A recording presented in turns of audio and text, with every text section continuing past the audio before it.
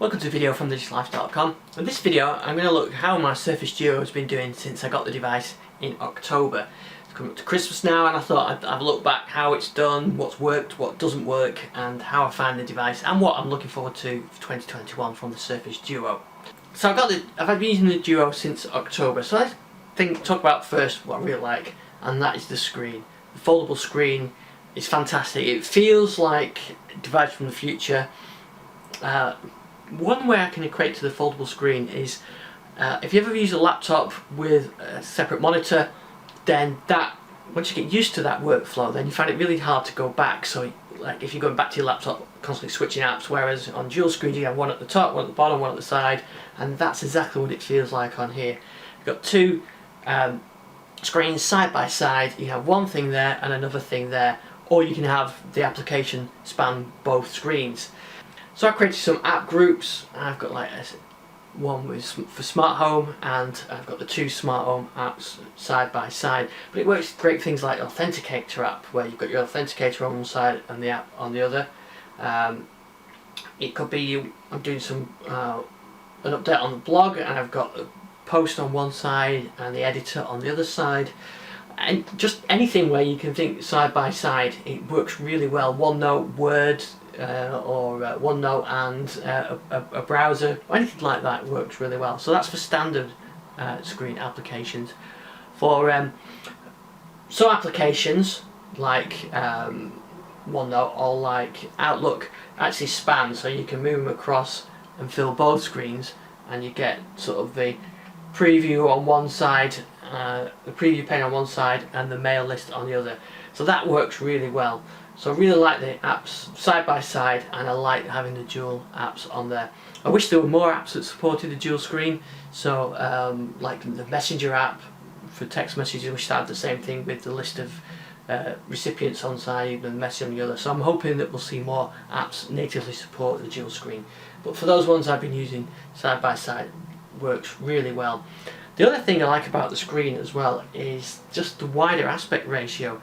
You know, this is a lot better to use and to read on than something like the Galaxy Note, which is that tall thin screen. I much prefer this. And talking about the Galaxy Note as well, my original plan was to do some testing and some reviewing with this and carry on using the Galaxy Note as my main device. But what I've done is I enjoyed using this so much I put the SIM in here.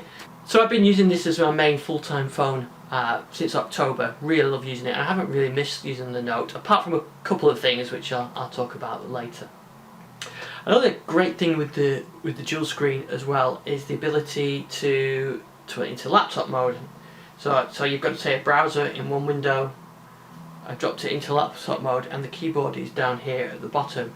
So you end up with sort of like a mini laptop form factor. You can type on the bottom here, and the browser or whatever you're doing is up there. That works really well.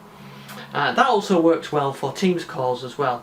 I did a separate video of using Teams calls and Skype on this, and that works really well. So you can be in your Teams call, you can put it on the desk, and I use it a lot for sort of work calls now.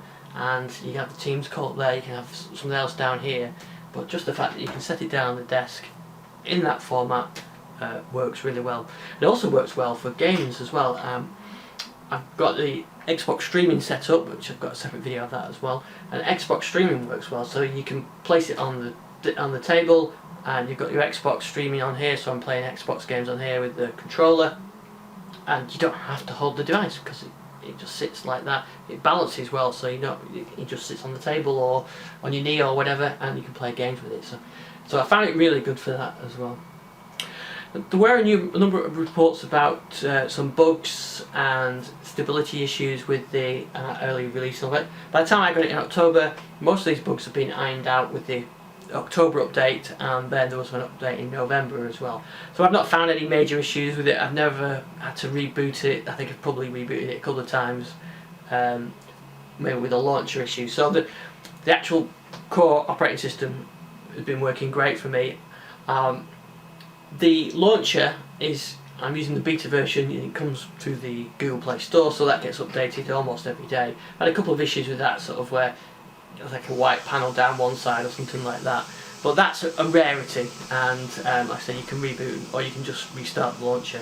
So in terms of stability, no major issues with that. It's been working well for me. So in terms of drawbacks, what are the main drawbacks with it? Well, say the number one thing is the camera.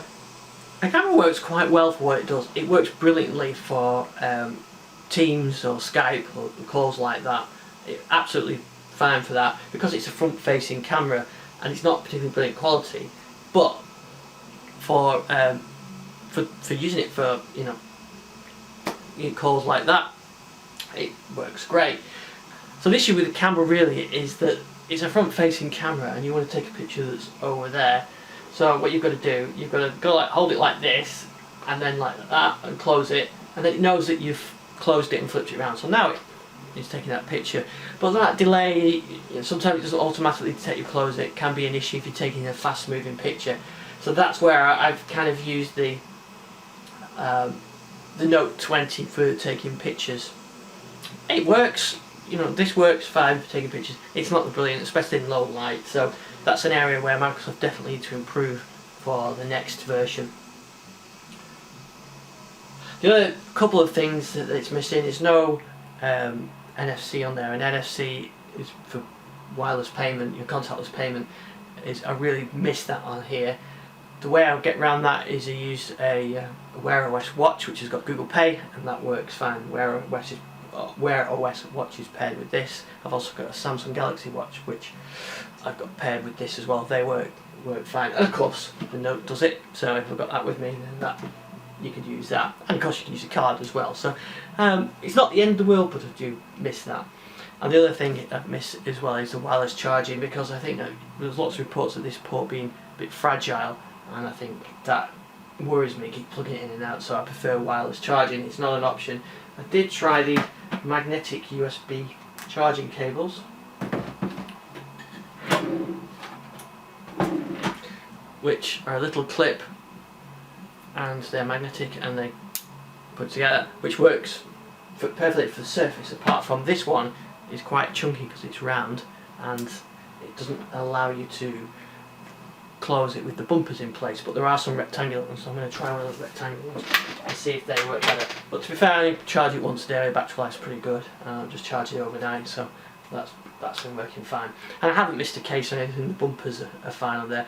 I do wish I could use it without the bumpers, but don't feel confident enough to risk it because it's a lovely thin device without the bumpers on. In 2021, Microsoft are rolling out to more markets, including Canada, UK, France and Germany.